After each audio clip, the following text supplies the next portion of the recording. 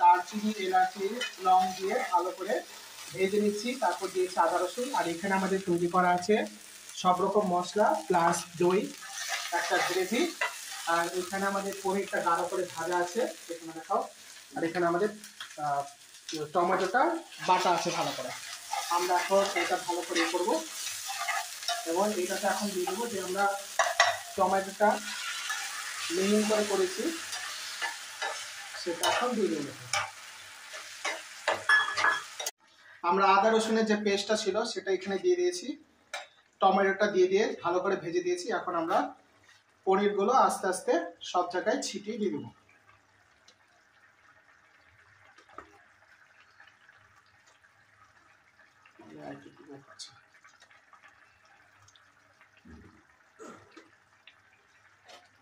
চারজনের তরকারি না।